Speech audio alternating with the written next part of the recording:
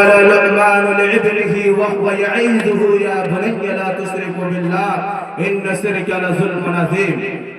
উপস্থিতি মাননীয় শুধু মণ্ডলী রব্বুল আলামিনের প্রশংসা করি যে মহান আল্লাহ রব্বুল আলামিন আজকে আমাদেরকে এই আঞ্জুমানে বসার তৌফিক দান করে দিয়েছেন, যিনি সুযোগ করে দিয়েছেন তার প্রশংসা করি। সকলে বলেন আলহামদুলিল্লাহ।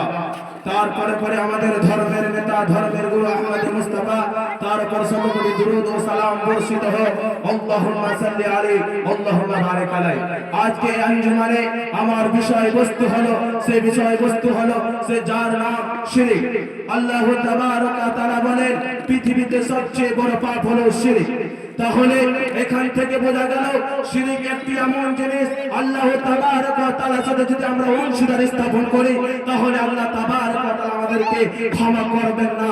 তাই আল্লাহ তাবারক ওয়া তাআলা কোরআনের মধ্যে স্পষ্ট ভাবে তার গোলামদেরকে, তার বান্দাদেরকে জানিয়ে দিলেন যে আমার বান্দা তোমরা কান খুলে শুনে রেখো।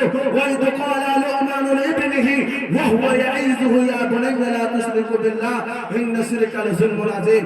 আর যখন লুকমান হাকিম তার ছেলেদেরকে উপদেশ দিয়ে বললেন, হে আমার আদরের সন্তান, তোমরা শুনে রেখো তোমরা আল্লাহর সাথে কখনো অংশীদারি স্থাপন করবে না। কেন? সবথেকে পৃথিবীতে হলো সবথেকে বড় পাপ শিরক। তাহলে আল্লাহ তাবারক ওয়া তাআলা যেভাবে লুকমান হাকিম তার ছেলেদেরকে মানা করেছিলেন সেভাবে আমাদেরকে তার ছেলেদেরকে মানা করতে বলছে। তাহলে আপনাকে আমাকে এইটা জেনে থাকতে হবে, যেভাবে লুকমান হাকিম তার ছেলেদেরকে মানা করেছেন সেভাবে আমাদেরকে মানা করতে হবে। তারপরে আল্লাহ তাবারক ওয়া তাআলা আমাদের কোরআনের মধ্যে স্পষ্টভাবে জানিয়ে দিলেন, ইন্নাহু মান ইউশরিকু বিল্লাহ ফাকাদ হারামাল্লাহু আলাইহিল জান্নাতা ওয়া মাওয়াহুন নার ওয়া মান লিয-যালিমিনা মিন আনসার। নিশ্চয় যে ব্যক্তি আল্লাহ তাবারক ওয়া তাআলার সাথে অংশীদারি স্থাপন করবে, যে ব্যক্তি আল্লাহ তাবারক ওয়া তাআলার সাথে শিরক করবে, তার জন্য আল্লাহ তাবারক ওয়া তাআলা জান্নাতকে হারাম করে দিয়েছে এবং তার ঠিকানা জাহান্নাম করে দিয়েছে এবং তার থাকার জায়গা জাহান্নাম করে দিয়েছে। এবং আল্লাহ তাবারক ওয়া তাআলা বলেছেন জুলুমকারীদের জন্য, অত্যাচারীদের জন্য কোনো সাহায্যকারী থাকবে না।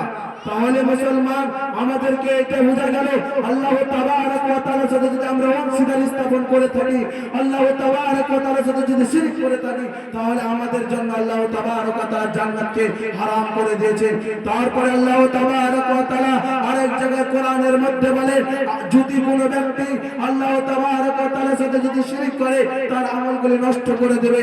আল্লাহ তাবারক ওয়া তাআলা কোরআনের মধ্যে আয়াতের মধ্যে বলেন ওয়ালাউ আশরাকু লাহাব্বিতা আনহুম মা কানু ইয়ালামুন।